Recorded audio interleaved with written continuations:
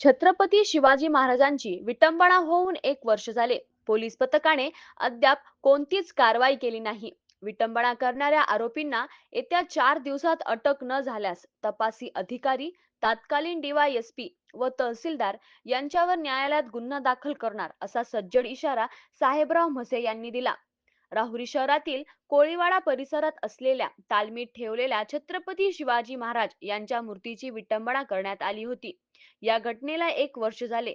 Police प्रशासनाने या घटनेचा अद्याप तपास केला नाही. या घटनेच्या निषेधार्थ दिनांक 6 मार्च 2026 रोजी सकाळी साहेबराव म्हसे यांच्या नेतृत्वात राहुरी शहरातील मुख्य रस्त्यावरून छत्रपती शिवाजी महाराज यांच्या मूर्तीची मिरवणूक काढण्यात आली. मिरवणूक दरम्यान काळ्या टोप्या घालून प्रशासनाचा निषेध व्यक्त करण्यात आला. त्यानंतर सदर मिरवणूक थेट तहसील कार्यालयासमोर नेण्यात आली.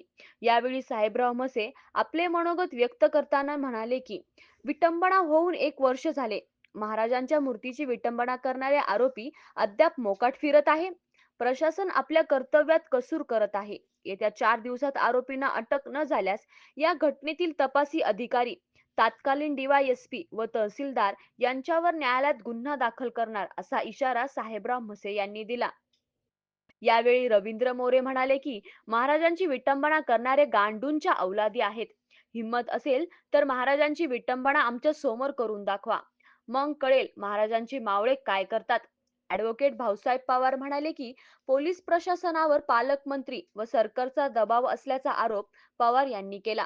निलेश जगदणे म्हणाले की मूर्तीची विटंबना होऊन वर्ष झाले, अद्याप आरोपींचा शोध लागला नाही.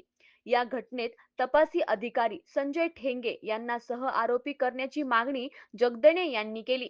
प्रसंगी विजय तमनर, देवेंद्र लांबे, बाळासाहेब गाढे, सचिन करपे यांनी आपले मनोगत व्यक्त करून प्रशासनाचा निषेध व्यक्त केला.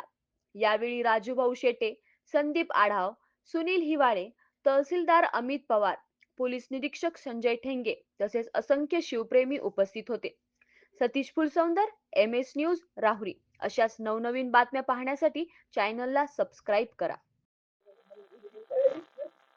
छत्रपती शिवाजी महाराज जयंतीच्या आपल्या सर्वांना शुभेच्छा. तसा शुभेच्छा देण्यासारखा हा दिवस निश्चितच नाहीये. जोपर्यंत पोलीस प्रशासन तहसील या प्रकरणाचा छडा लावत नाही, जे आरोपी शोधत नाही, तोपर्यंत आम्ही लढत राहणार आहोत. आणि जर आता 3 दिवसामध्ये त्यांनी जर काही निर्णय नाही घेतला, आम्ही सर्वजण मिळून जे जे तपासी अधिकारी आहेत, तहसीलदार असतील, PI असतील आणि DYSP आहे, त्यांच्यावर केसेस दाखल करणार आहोत. केसेस दाखल करताना आम्ही कुठलीही दयामाया त्यांच्यावर दाखवणार नाही आणि शिवप्रेमींची अजिबात हे होऊ देणार नाही. त्या अवहेलना होऊ देणार नाही. शिवप्रेमींचा उत्साह कमी होईल असं काही होऊ देणार नाही.